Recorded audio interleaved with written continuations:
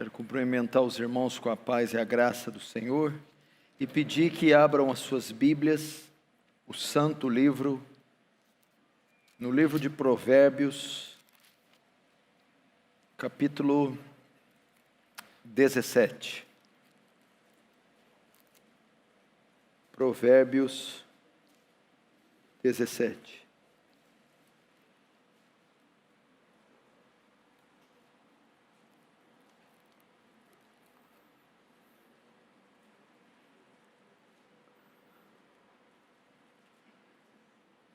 Para mim, mais uma vez, é uma honra e uma alegria estar com vocês.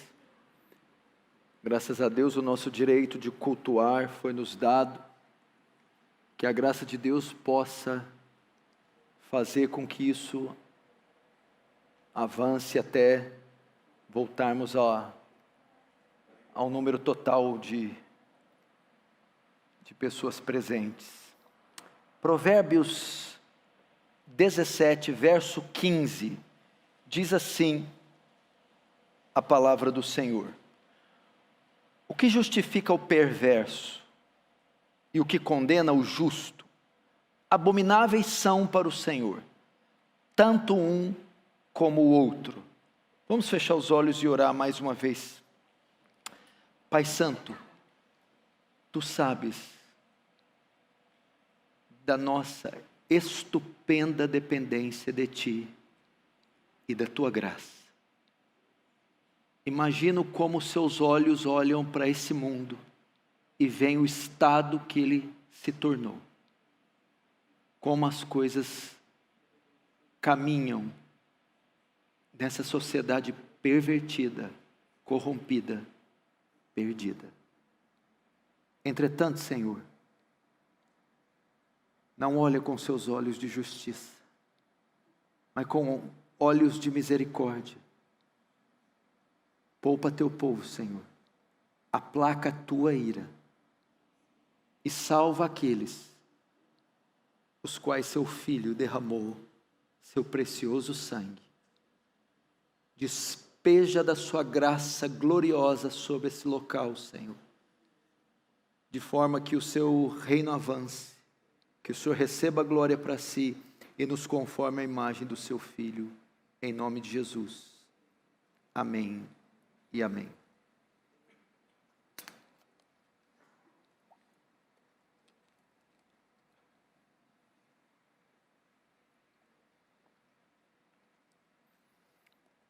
Irmãos,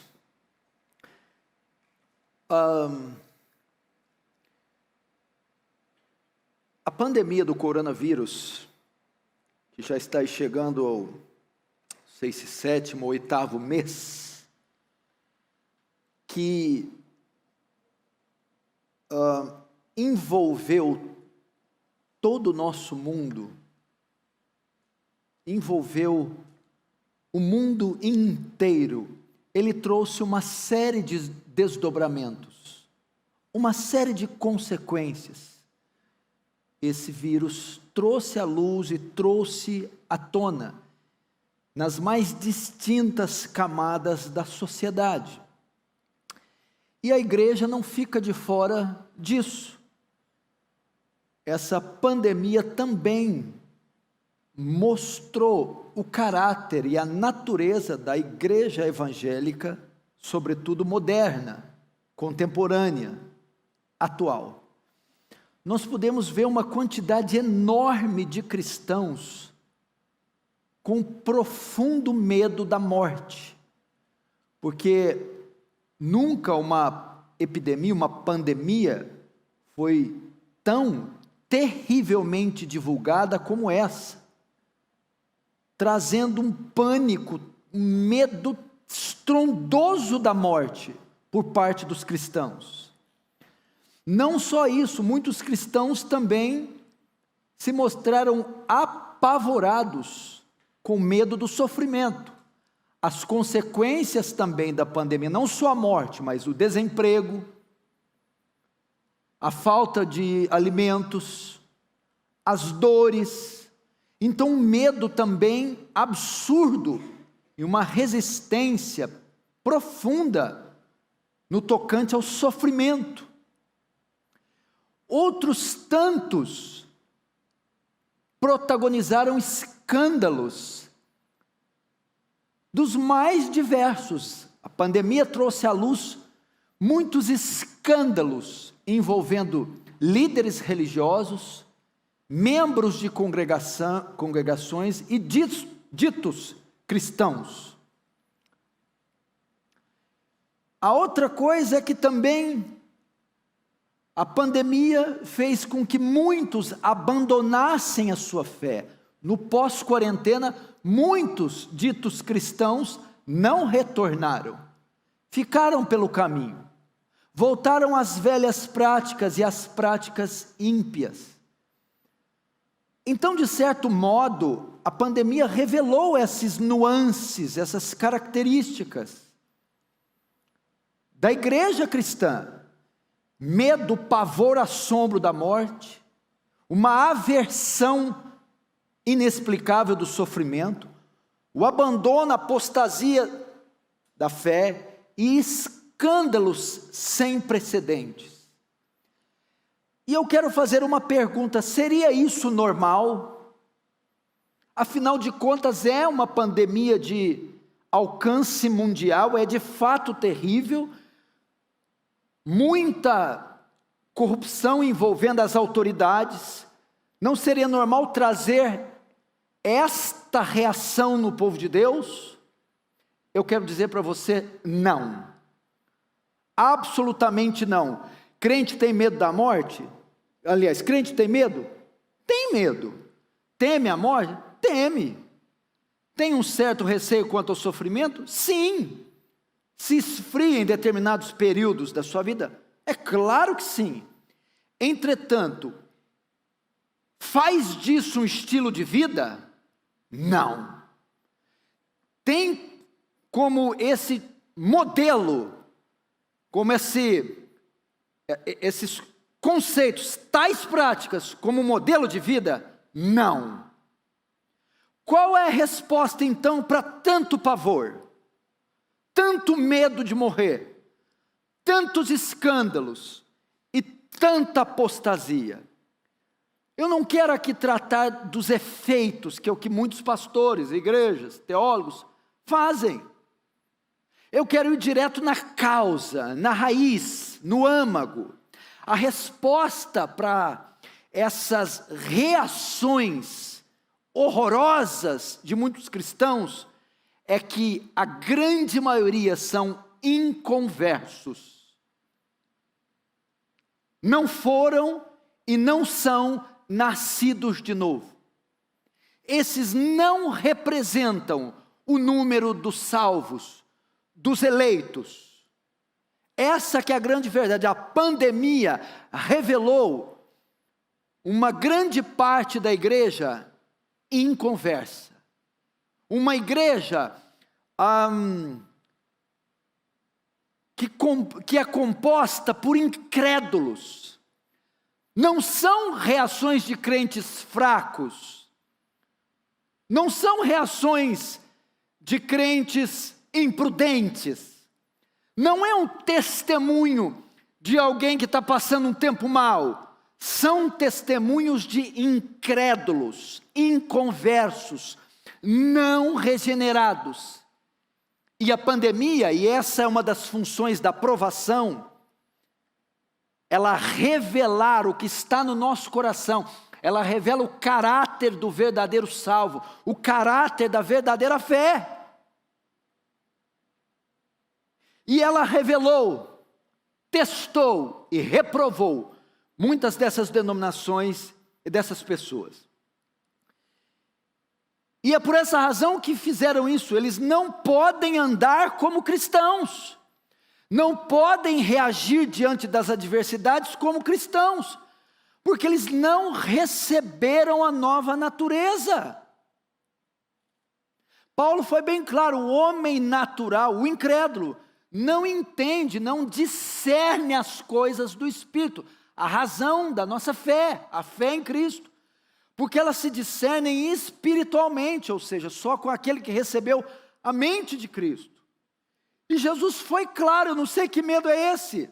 Jesus disse em Mateus 10, 28, não temais aquele que mata o corpo. Não se amedrontem ante uma epidemia, uma pandemia, um assalto à mão armada, um câncer em fase terminal. Não deve ser essa a preocupação do crente. A maneira com que ele vai morrer, o dia que ele vai morrer, ou se ele vai morrer. Não temam a morte física, temam a morte espiritual. Temei antes aquele que tem poder de enviar no inferno tanto o corpo quanto a alma. Mas os crentes estão com medo da morte física. Agora, qual a razão de serem inconversos? Qual é a razão para essa quantidade gigantesca de igrejas que se abrem a cada esquina, a cada semana, e esse inchaço que dominou a nação brasileira, entretanto, de inconversos? Qual a razão disso? Primeiro temos que entender a natureza da salvação. A salvação é por meio da fé. É uma obra da graça de Deus, Efésios 2,6. Pela graça sois salvos por meio da fé. Isso não vem de vós, é dom de Deus. Não vem de obras para que ninguém se glorie. Então, tanto a fé quanto a graça da salvação é dom de Deus. Então, a salvação se adquire por meio da fé. É no momento que cremos, recebemos a graça gratuita da salvação. Então, pela graça sois salvos, por meio, através, por intermédio da fé. Agora a pergunta que deve se fazer é: o que produz fé? Fé salvadora. A fé é o meio que alcançamos a graça, salvação, ok? Logo, todo homem, para ser salvo, precisa crer, precisa da fé salvadora. A pergunta: o que produz essa fé salvadora? O que produz? O que nos dá essa fé salvadora? Romanos 10:17, de sorte que a fé salvadora é produzida pelo ouvir, e o ouvir da palavra. Ok? Então o que produz fé é o ato de ouvir. É ouvir, assimilar, conceber a palavra. Mas que palavra é essa que, ouvindo, vai produzir em mim fé, e produzindo fé eu crerei, e crendo recebo a graça da salvação? A fé é produzida pelo ouvir, mas ouvir o quê? Romanos 1,16. Eu não me envergonho do evangelho, pois ele é o poder de Deus para a salvação de todo aquele que crê, primeiro do judeu, depois do grego. É a mensagem do evangelho, é a boa nova do evangelho, que quando é pregada ao pecador, o pecador a ouve, responde essa mensagem com fé e arrependimento, e então, se arrependendo e crendo, ele é salvo pela graça de Deus. É o evangelho de Cristo. Então, se essas igrejas estão se abarrotando de gente, e essa gente que está lotando essas igrejas, está dando esse tipo de testemunho para a sociedade na pandemia, demonstrando com esse testemunho de incrédulos, gente sem fé, sem esperança na vida eterna, sem uma ética cristã adequada, é porque essa turma, então, aquilo que eles estão ouvindo, não está produzindo fé salvadora, por isso não estão sendo salvos. Então a resposta para essa crise que a pandemia trouxe, é que estas pessoas não estão ouvindo o santo, sacro evangelho. Não é a exposição lúcida, clara, pura, cristalina do evangelho que está sendo pregado a essas pessoas. A única mensagem que produz fé salvadora é o Evangelho. O Evangelho não é todo o conselho de Deus, o Evangelho não é uma doutrina. Ensinar doutrina não é pregar o Evangelho. Ensinar todo o conselho não é pregar o Evangelho. O Evangelho é um relato verídico, histórico.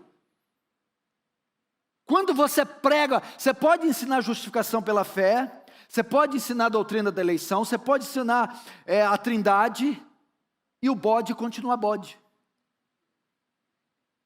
Aliás, existem teólogos ímpios, pastores ímpios, missionários ímpios, diáconos ímpios. Não pense você que o cargo dá a ele a prerrogativa de ser salvo.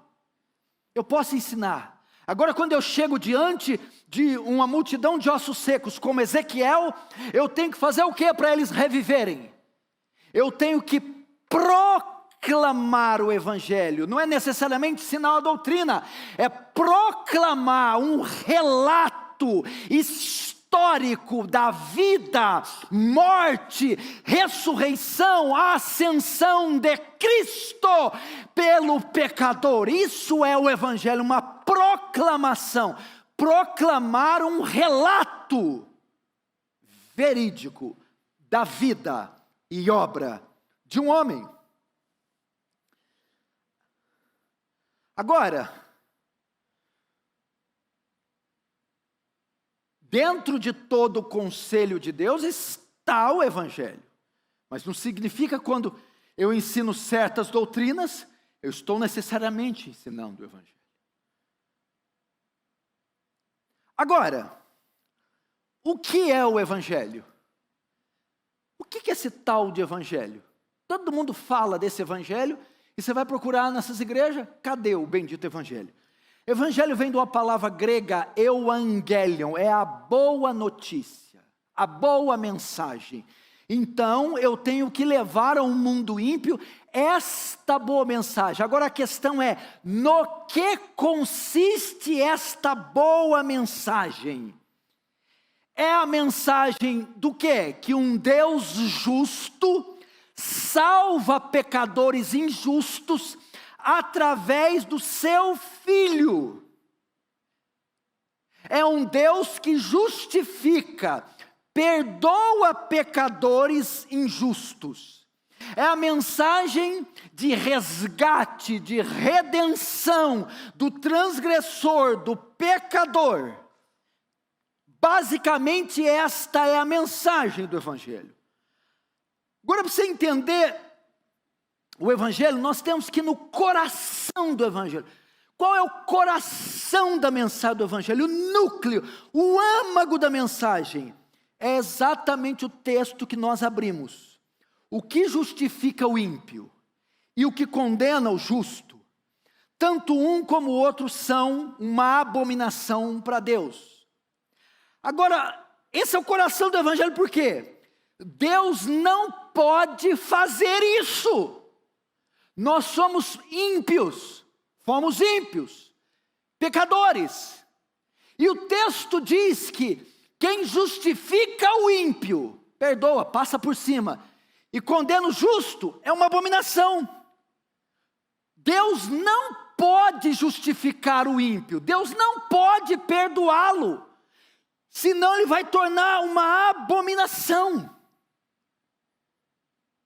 Agora, a grande pergunta e o grande dilema da Escritura é esse: como Deus pode perdoar o transgressor, como Deus pode justificar o ímpio sem deixar de ser justo, sem se tornar uma abominação? Aqui está o coração do Evangelho. O juiz não pode simplesmente mandar abrir as portas das cadeias e soltar a bandidagem.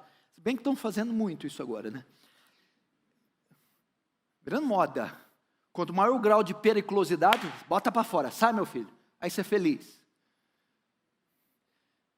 O juiz não pode fazer isso. Se o juiz abre as portas das prisões e ele solta esses criminosos, esse juiz se torna uma aberração, uma abominação. Se ele é justo, ele tem que pegar o penitente, o impenitente, e ele tem que condená-lo.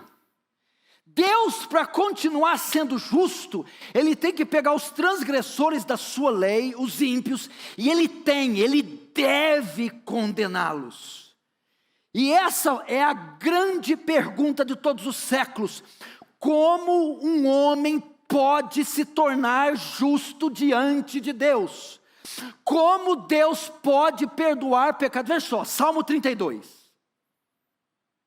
Salmo 32 diz: bem-aventurado aquele a quem Deus não imputa o pecado. Bem-aventurado aquele cuja iniquidade é coberta. Agora, em Êxodo 34, Deus diz assim, quando ele manifesta seus atributos e Moisés o adora, ele diz assim, Deus grande, glorioso, aquele que não tem o culpado por inocente. Se ele não tem o culpado por inocente, como é que ele pode cobrir o pecado, cobrir a iniquidade e não atribuir o pecado ao homem? Como Deus pode fazer um homem justo sem se tornar injusto? A resposta para esse grande dilema da Escritura se encontra na cruz de Cristo. A resposta para como Deus pode redimir um pecador sem se tornar uma abominação se encontra na cruz de Cristo. Romanos 3:20 diz que diante da lei é impossível que alguém seja justificado. Não há obras. Nossas obras, diz Isaías, são trapos de imundícia. Toda nossa tentativa de ser aceito é mero moralismo. A maneira que Deus nos salva se encontra na cruz de Cristo. Veja só, todo aquele que é salvo é declarado legalmente justo diante do tribunal de Cristo. Todos aqueles que entrarão nos céus, que serão livres do inferno, recebem uma sentença favorável no tribunal de Deus e são declarados legalmente, legitimamente justos. E como isso é feito? Através do Filho de Deus. Primeiro, com a sua encarnação. Para que o homem seja salvo, teve que haver uma substituição de penalidades. E para haver uma substituição de penalidades, teve que haver uma substituição do criminoso. E este teve que ser a semelhança do condenado. Por essa razão é que Cristo se encarna. Comece agora a ver a beleza do Evangelho, a grandeza do amor de Cristo por nós. Para que um homem fosse salvo, primeiro, cumpriu-se em Filipenses 2, verso 10.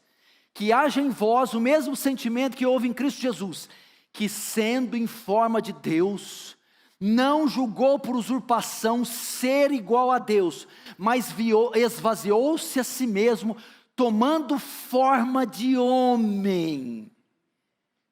Se você estudar o milagre da encarnação, é algo estupendo. Ele era Deus, vivia na glória, autossuficiente, autoexistente, mas para salvar e redimir o pecador, ele se encarnou. Jesus teve ossos, nervos, músculos, pele, andou, transpirou, se cansou, sofreu, sangrou. Segundo, para nos salvar, tinha que ser um homem perfeito. Quando João Batista vai batizá-lo no Rio Jordão, João Batista se opõe ao batismo e diz a ele: eu que careço ser batizado por ti, e tu vens a mim? Jesus o repreende e diz: João Batista, convém cumprir toda a justiça de Deus. Jesus foi o único homem que obedeceu toda a lei de Moisés, todos os dias da sua vida, na íntegra, sem violar um tio, nem um jota dele. Foi um homem completamente justo. Então ele se encarna para nos salvar. Estou dizendo o coração do evangelho, que é o evangelho. Como Deus justifica, perdoa o ímpio, sem deixar de ser justo. Resposta, a encarnação do verbo, a encarnação da divindade. Depois, a obediência irrestrita de Jesus. Jesus foi um homem perfeito. Terceiro,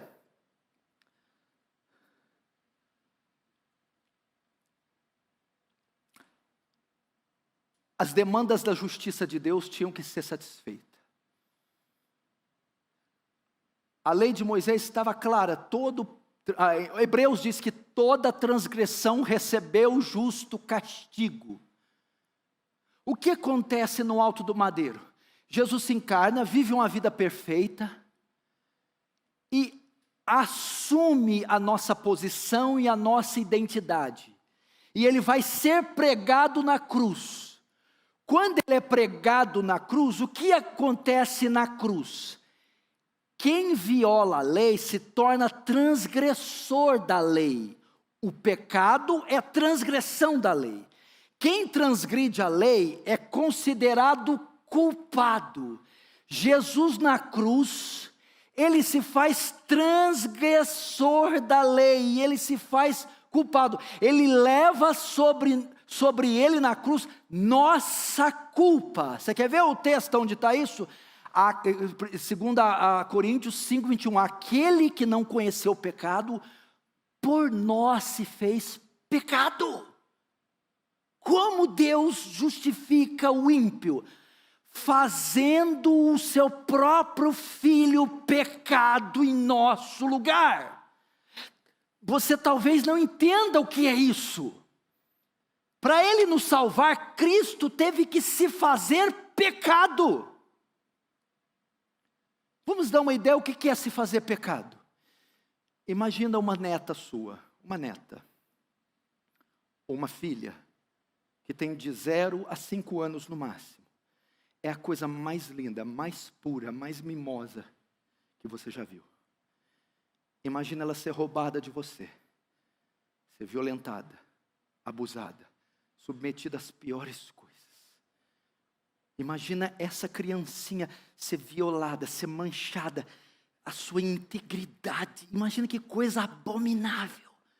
Mas esse exemplo não dá para se comparar. O que aconteceu com Cristo? Ele é 1 milhão de vezes mais puro que essa criança. Ele não conheceu o pecado nem nos seus pensamentos. Mas no alto do madeiro ele se fez pecado. Se deu o que é isso? Aquele que não conheceu, a sua natureza não possuía uma mancha, mas na cruz, para Deus nos salvar, ele teve que se fazer pecado. Você entendeu o que é isso?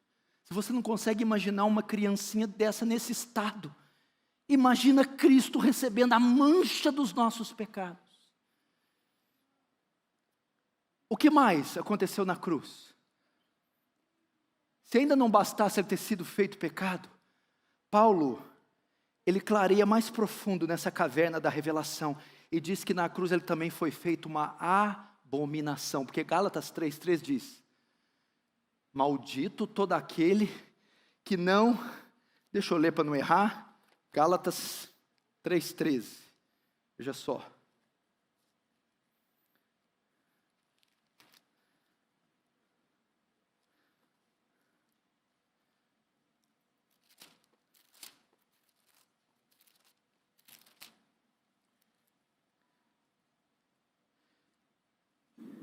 Entendeu o que é isso?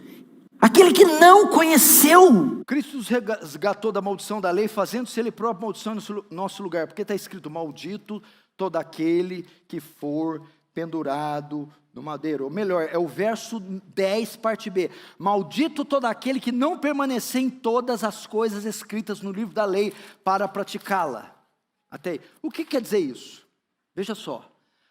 aquele que peca, não só se torna um transgressor, mas o texto diz que maldito todo aquele que não permanece, maldito todo aquele que não permanece em todas as coisas escritas da lei.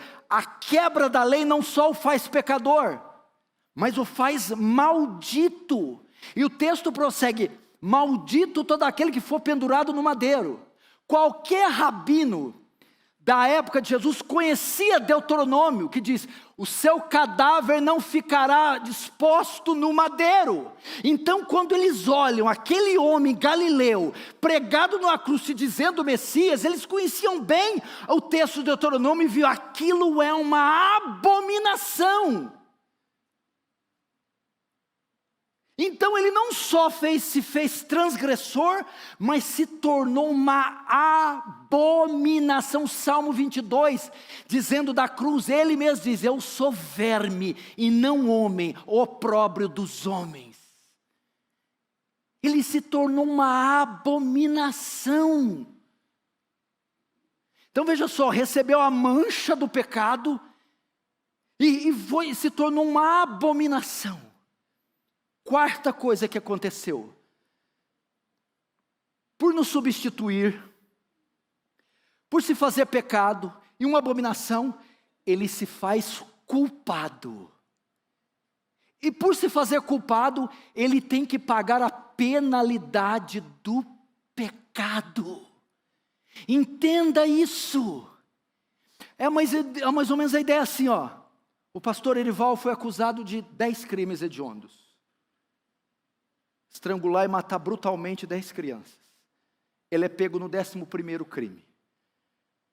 E é réu confesso. Eu confesso os 11 crimes hediondos. Está sentado no banco dos réus. O juiz vai dar a execução e a pena. Quando o juiz vai bater o martelo, entra um outro homem na sala e diz: não! Não, meritíssimo. E ele vem e caminha dentro do júri, do tribunal. Olha para o Erival e diz: levante-se e saia daí. O Erival se levanta e sai. E esse homem pega e se assenta. Pode continuar, meritíssimo. O juiz diz: não, peraí. Ele é o culpado? Não, ele era. Eu assumi a culpa dele. Tudo bem, mas a culpa dele tem um preço. Eu estou disposto a pagar. A culpa tem uma sentença. Eu estou disposto a receber. Mas a sentença é pena de morte. Eu estou disposto a morrer. Foi o que Cristo fez. Ao se fazer pecado, se tornar uma abominação e se fazer culpado, agora ele tem que pagar ele tem que receber toda a penalidade pelos nossos pecados. E com que ele tem que pagar? Com a própria vida. É nesse momento que um meteorito, 1 milhão de vezes maior que a terra, 1 milhão de vezes mais pesado, iria se chocar com a terra, e de repente uma muralha se coloca entre a terra e o granito, e ela dá com toda a força na muralha. Nenhum estilhaço pega na terra, mas a muralha não resiste, se faz em pedaços. Assim era a ira de Deus contra você e eu, imundos, miseráveis até o pescoço. E essa cólera 1 bilhão de vezes mais violenta e pesada que todo o universo vinha cair sobre nós. E quando ela vai colidir conosco, entre nós ia sair uma mão, se estende do lado, uma outra de outro, e ele, hasteado aquela cruz, recebe toda a cólera de Deus, toda a ira, de modo que nenhuma gota cai sobre mim, cai sobre você, nenhuma. Entretanto, acontece algo interessante.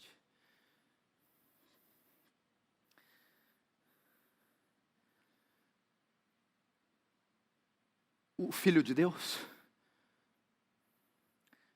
não resiste. Ele morre. Ele morre. Nem todo sofrimento, toda dor, todo escárnio, toda vida de abnegação, nem o sangue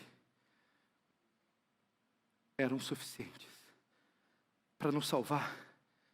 Ele tinha que dar a própria vida. Vida por vida está em Levítico. O nosso Senhor, o Rei dos Reis, o Senhor da igreja, não resistiu. O Pai requeriu até a sua última gota de sangue, requereu a própria vida do seu filho. E a Bíblia diz que no alto do madeiro, ele grita: está consumado. E depois diz: Pai, nas tuas mãos entrego o meu espírito. E tendo dito isto, expirou. Esse é o glorioso Evangelho. Não tem nada a ver com a vida aqui e agora, a cura do seu caroço, casa própria, casamento. Nada dessa parafernália dos fundos dos infernos. Cristo morreu. Deixa eu ver o horário ali. Mais 5 minutinhos eu termino.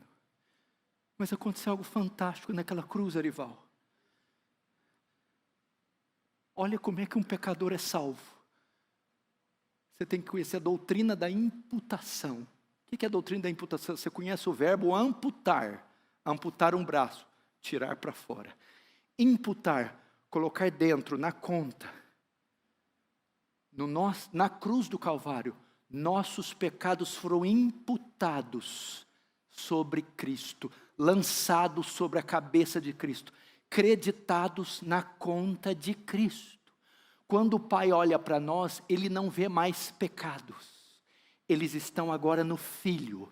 Por isso o míssel da ira, quando vai cair em nós, não vê mais pecado, vê no Filho. O míssel se desvia e cai sobre o Filho, como um para-raio no alto do Gólgota. Entretanto, se foi só isso que aconteceu na cruz, não dá para nos salvar. Nos livra do inferno, porque não há culpa mais. Mas não nos dá entrada no céu, porque não temos mérito para ir para o céu. É que acontece outra coisa na cruz. A doutrina da dupla imputação. De modo que uma vez que o nosso pecado é imputado sobre Cristo, lembra de Cristo, cumprindo toda a justiça, toda a lei? Isso faz dele o único homem justo, o único homem perfeito, e o único homem que tem direito de entrar no céu. De modo que na cruz, nosso pecado é imputado sobre Cristo, e a justiça, o mérito que ele recebeu por cumprir a lei, a justiça de Cristo é imputada sobre nós. Naquela cruz há uma dupla transferência, meu pecado para o Filho, o Filho paga a penalidade morrendo, a justiça do Filho sobre mim, e eu entro no céu pelo mérito de outro, e não pelo meu, o mérito do Filho. Isso é o glorioso Evangelho. Mas a justificação, para acontecer essa dupla imputação, tem que haver outro fato. Eu não terminei o Evangelho ainda. Ele está na tumba. José de Arimateia, com as mulheres pegam, com especiarias, banham o seu corpo, enrola e coloca no sepulcro. Ele está morto.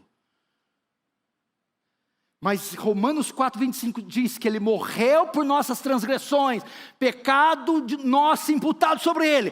Mas no terceiro dia, as ânsias da morte não conseguiram soltar, começa a desatar as ânsias da morte. A pedra rola e ele ressuscita, segundo Romanos, para nossa justificação. Jesus ressurgiu dos mortos com um sacrifício perfeito, suficiente, que atendeu às demandas da lei de Deus, da justiça divina, e nos salva por completo.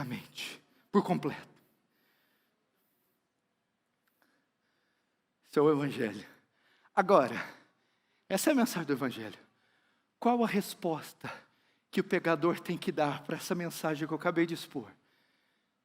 O fato da vacina chegar aqui em São Paulo, nos ambulatórios, no Hospital da Clínica, não significa que todos os cidadãos paulistas ou paulistanos estão curados. Ela chegou, mas é necessário que eles vão e tomem. O fato de Cristo ter morrido não significa que estão todos salvos. Agora, como eu recebo os benefícios da cruz? A resposta que eu dou para o Evangelho: arrependimento e fé. O que é esse arrependimento? Metanoia, não é dizer, arrependi de ter ido ontem, meu Deus do céu. Não, não, não. Não é arrependimento de um ato, é arrependimento de um estado. Não é se arrepender do que você fez, é se arrepender de quem você era. É um arrependimento, é uma mudança da sua cosmovisão, é dizer tudo que eu fiz até agora estava errado, é voltar as costas para todo o estilo de vida que você levava. Eu me arrependo de ser o pai, o marido, o cristão, o profissional que eu fui. Eu não me arrependo de um ato, mas de um estado. Não do que eu fiz, mas de como eu fui. Segundo, fé. Não é a fé, eu creio no milagre, não, não, não. É a confiança. Vou te dizer o que é a fé salvadora. É diante de uma mensagem dessa, você olhar para você e não ver nada além de iniquidade, de não ver nada além de impossibilidade, de ver em você e só resta uma coisa: dizer, eu estou completamente condenado, mas coloco a minha confiança de salvação na obra consumada de Cristo, vinda, morte, ressurreição, ascensão, e nesta obra eu descanso e deposito minha fé. Se você se arrepender e crer aqui agora, quem está me vendo pela TV, neste exato instante o martelo do céu é batido e você recebe uma sentença favorável e é declarado legalmente justo, e junto com os santos de 2000 anos você vai cantar: e agora nenhuma condenação há para os que estão em Cristo Jesus.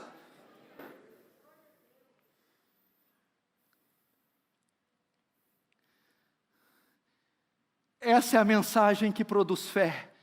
E crendo, recebemos a graça da salvação. Nos arrependendo, recebemos a graça da salvação. Irmãos, vocês que estão aqui, é muita pretensão achar que cada um que está sentado aqui é salvo. É muita pretensão achar que 100% dos que estão assistindo pela internet são de fato regenerados, nascidos de novo, verdadeiros salvos. Pode haver uma grande possibilidade de um ou outro que está nos vendo aqui e agora ir para o inferno. Pode ser que não haja 100% de salvos entre nós. Por que se preocupar com a casa própria desse jeito? Por que pensar tanto naquele ex-marido, na ex-mulher, no amante? Por que se idolatrar tanto o trabalho, as viagens internacionais? Por que ser tão rixosa? Por que ser tão materialista e ganancioso?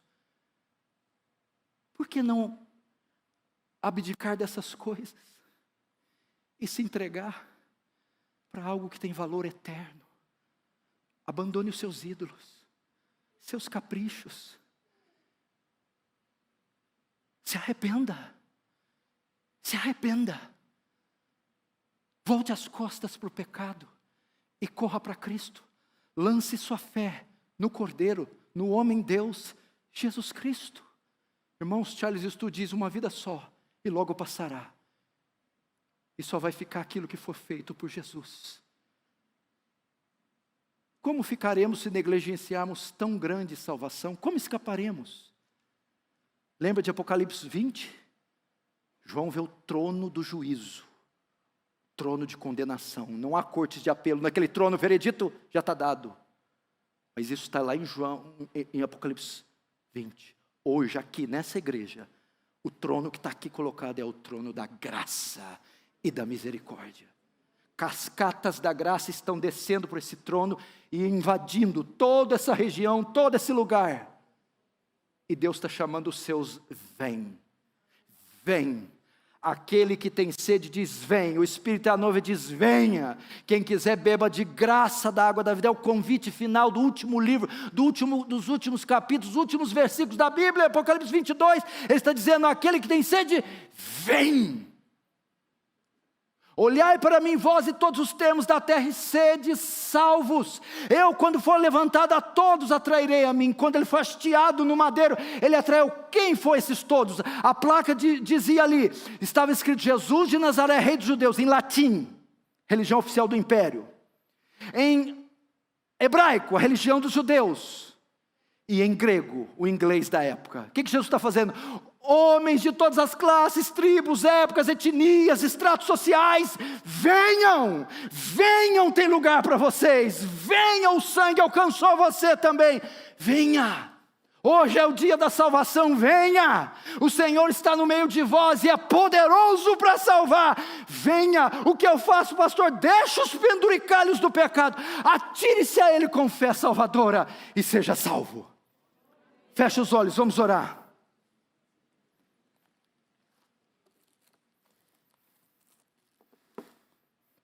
Querido Jesus, salva. Não queremos hoje pedir cura, prosperidade, libertação, felicidade, paz, portas abertas, finanças, projetos. Não. Salva. Apenas salva. Salva homens. Salva mulheres. Salva jovens. Salva os que pensam que são salvos e não são. Salva evangélicos. Salva católicos. Muçulmanos. Espíritas. Ateus. Testemunhos de Jeová. Cecebistas. Reformados. Salva o que não é salvo. Abre o coração deles como abriu de Lídia. Não confio que eles farão sozinhos. Abra os olhos para que vejam seus pecados, mas que vejam também a luz da salvação brilhando no alto daquele madeiro, sobre a pessoa bendita de Jesus, dizendo: está consumado. Pai, daqueles que o Senhor me deste, nenhum se perdeu. Ainda tem outras ovelhas que não são desse aprisco, que convém que sejam salvas. Salvas. Em o nome de Jesus. Amém. Amém. Irmãos, Deus abençoe. Eu trouxe o meu livro, o último livro que eu escrevi, Como Passar o Dia com Deus. Eu vou ensinar como passar o dia, como ter uma vida devocional, como orar de manhã, ler a Bíblia sistematicamente, o que ler, como ler, que método ler, como orar, o que orar, o conteúdo da oração, prática da meditação, das boas obras, para quem quer crescer em santidade. Está ali. Eu vou estar ali no final, creio que foto não vai dar para tirar, aquelas coisas todas, por causa do isolamento social. Talvez dê para eu escrever, assinar para você. Deus abençoe, vamos evangelizar essa nação, amém?